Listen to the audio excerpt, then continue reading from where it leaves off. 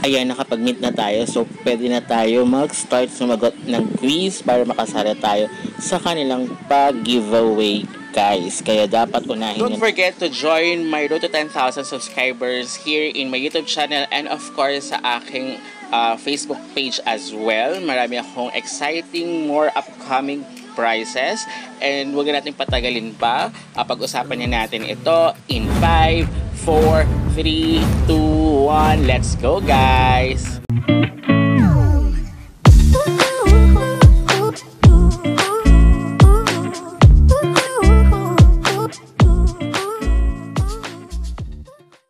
Cause I've been living life right like I could just die any minute. Going for a ride down the side. PCH, country limit. I don't need a guide.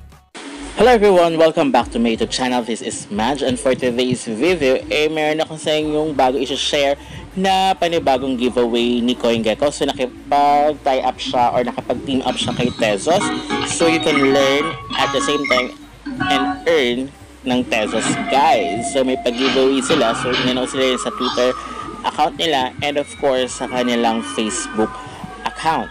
So up to $20,000 worth of XTN, tama ba? XTN or Tezos token na ipamimigay nila, guys. Pero limited lang dahil only 2,000 valid participant. Actually, etong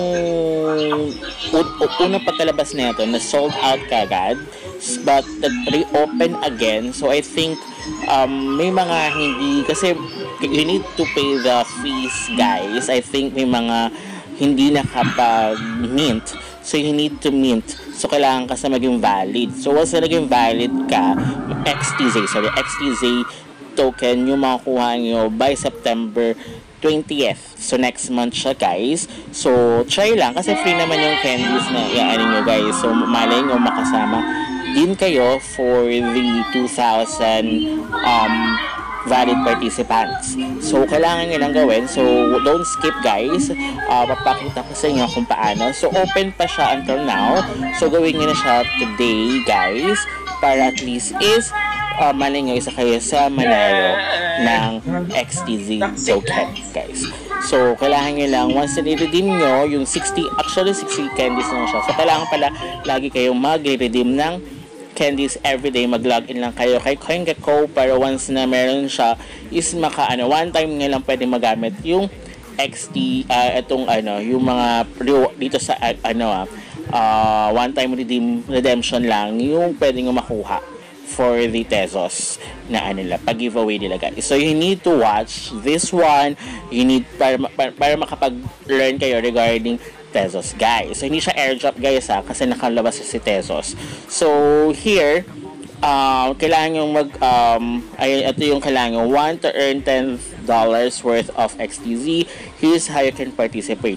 Watch the lessons, mint an NFT on AKA Swap, answer all the quiz questions correctly, guys. So, the quiz will end on September 6, and then qualified participant will receive XTZ after 20th September. Valid for the first 2,000 qualified participants. So, may mga hindi qualified, syempre. So, try and try lang, diba? So, wala naman mawawala. Bale, mawawala na naman sa inyong candies, which is hindi nyo naman siya binili or binayaran, diba? So, you need to log in lang para makakuha kayo ng free candies, guys, para makasali. So, kapag naka-earn na kayo na maraming candies, and then naglabas sila ng mga ganito, diba? Last time, si Say Network, guys, if you're not watch that or familiar with their giveaway, you can check that out sa upper right corner of your screen, guys. So, nagpamigay na sila ng mga ganitong classes. So, actually, first time ko kayo Say, so this one is nakatutok na ako kasi everyday nag-login naman ako kay CoinGecko para at least pag nakapagkuha ka ng login at nakakuha ka ng candies, makita mo yung latest giveaway nila. Although may mga iba-iba naman sila ditong pwede mo exchange ng inyong candies, but of course mas okay yung mga ganito yung may pag-giveaway, diba? So malay nyo isa kayo sa makuha or makakuha, diba? So kailangan nyo lang panoorin din, of course, para magkaroon kayo ng background or knowledge regarding Tezos. So, paano kayo gumawa ng wallet? So, may mga ang valid wallet for Tezos is Kukai and Temple wallet. Meron pang isa, Umami ata yun. I forgot.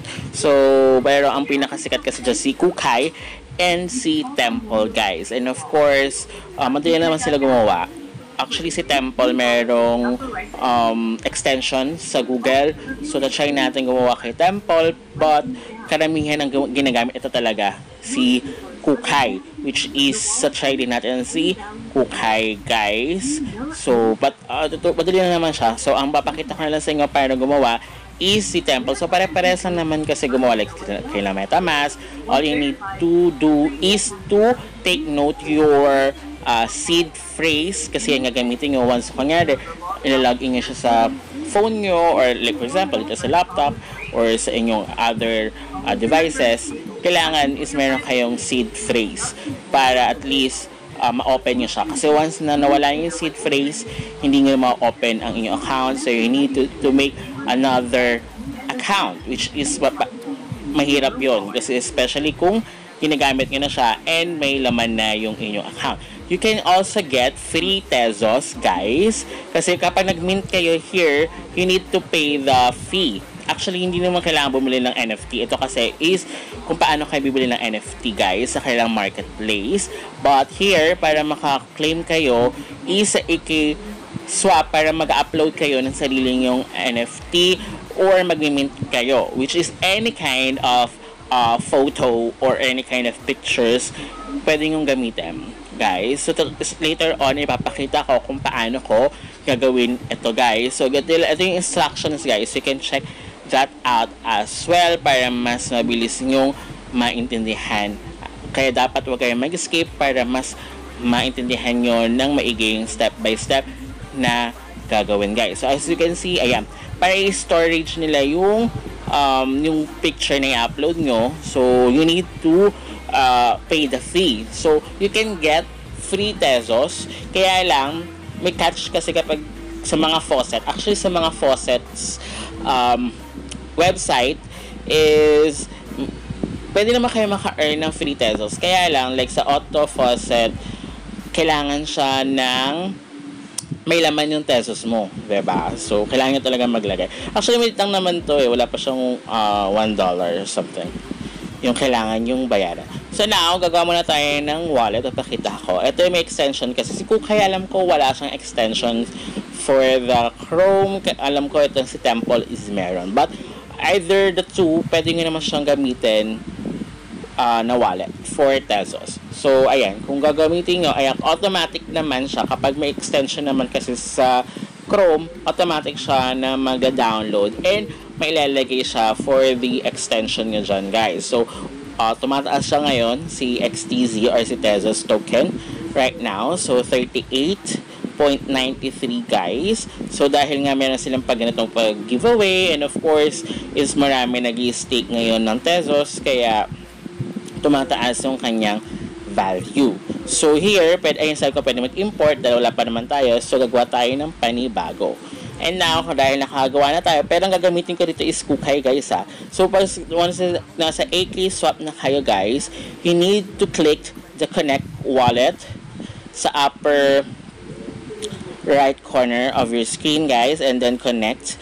But pag kay Kukai, kailangan pumunta kay Kukai na kasi wala siyang extension nga, diba? So pag walang extension, you need to go to the wallet mismo kay Kukai just to click the confirmation. But you need to open the Kukai first bago kayo mag-start na mag-connect, okay? And then of course, kailangan na natin mag-upload any kind of picture. Kasi kay Kukai ko, yun yung meron akong nag-send ako from my Binance wallet. Nag-send ako ng 1 peso. So, 39 pesos siyang worth niyan. Kasi kailangan ganun. Then, ang fee is 0.1. So, something like that. So, pwede sana ako mag-send from my auto faucet. However, it's my first time to use this wallet, this kind of wallet. So, kailangan kasi mayroon 0.0275 na para to verify. So, anyway, so ayan, kailangan lagyan ng title, ng description, and of course, the amount, and then personal use na lang. So, ayan siya. So, ito yung preview na mangyayari. And then, click upload, guys. And once na nag-click the check, and then click mint. Okay? So, kailangan niya mag-pay ng, pag-mint niya. However, pag kay Kukay, sabi ko nga sa inyo, dahil wala siya extension kay Google Chrome, you need to go to the Kukay wallet. Kasi kahit hintayin nyo siya ng ganyan, for example, yan, di ba? Mamaya sabihin nyo, you're using Kukay, pero bakit ganun ng tagal? Hindi siya matagal, guys. Kasi parang kay Kukay is manually nyo siya gagawin. Unlike kay Temple, pwede nyo siyang gawin ng automatically. So, kasi di ba kapag may extension, nag-automatic siya na kailangan click mo lang siya. Pero here, ayan guys. So, you need to input your password, and then after you input your password, kailangan nyo i-click yung confirm. So, manual nyo siya gagawin for the Kukay. Okay? So, ganyan din siya paggagawa kayo siguro sa mga other upcoming projects ni Tezos. So, pagagamitin nyo si Kukay wallet nyo. So, hintayin nyo lang siya ma-confirm dahil unconfirm pa siya. Once na na-confirm nyo siya, guys, you need to go back sa mismong parang yung kanyang instructions, kasi di ba meron siya dong website na kailangan para makuha nyo yung transaction ID ng pinagmintan nyo. Okay? So, ayan, maliit lang naman siya, di ba? 1 pesos siya. So, parang 0.00 something lang yung makuha niya. So, confirm na siya, guys. So, now, ayan, diba? Pag bumalik kayo sa AK Swap, so, okay na siya. Ito yung mga nakapag-upload dyan. Ito yung para example nga. But, hindi nyo naman kailangan dyan. Kasi, huwag nyo na hanapin. So, basta po kailangan nyo lang bumalik sa kaninang, sa CoinGecko, yung mga instructions, guys. May link kasi doon. Pero papalitan nyo ng wallet yun, may nakalagay doon na your wallet. Huwag nyo kagad i-enter yung website para lumabas ito. Kasi kailangan nyo mailagay yung mismong wallet na ginawa nyo ng pag-mint, o ginamit yung pag-mint. So, ayan guys, ito yun na, ayan, yung sinasabi ko sa inyo. Diba, your wallet nakalagay dyan. Mamaya, kinapin nyo lang, then pinis, then in-enter. Din lalabas dyan, wala, not found. Okay? Kailangan nyo palitan nyo your wallet into your own wallet address ng Tezos na ginamit. Okay? So now, pwede na tayo mag-quiz. So, once na kinilik yung mission 2, so kailangan ilagay your access code, which is yung niredeem natin kanina. So, kung nag-redeem kayo ng ganyan, ayan, i-click nyo lang siya, balik kayo kay CoinGecko kung saan yung mga rewards nyo, and then i-click nyo para kunin yung code. And then once na click yung code, pwede na kayo makapag-start, guys. So, here, 11 questions. So, kailangan input nyo muna your email kung ano yung ginamit nyo for the CoinGecko account. So, kung ano yung ginamit nyo para mag-redeem noon, guys. Magkaiba mamaya. Magkaiba yung gamitin nyo. Mahirap na. So, number 1, what are the 3 main features of Tezos blockchain? Ang sagot dyan is all of the above. So, alalagay ko na lang yung mga right answers sa aking other social media network as well, para at least is makapag-answer kayo. So, limited lang siya, guys. Limited time. I don't know, nag-reopen yung itong, dati kasi hindi ko na siya naabutan. Baka siguro dahil nga, sabi ko nga sa inyo, possible na may mga hindi valid, diba? So, possible yun. So, possible na makasama pa rin tayo sa 2,000, or possible na madagdagan yung kanilang pag-giveaway. Kasi yun, diba, $10.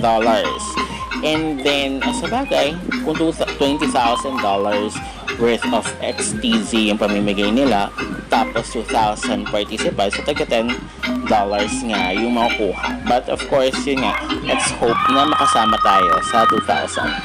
But of course, naka-open pa kasi sila ito. So, baka malay nyo, may mga hindi maging valid, diba? Or may mga wrong questions, diba?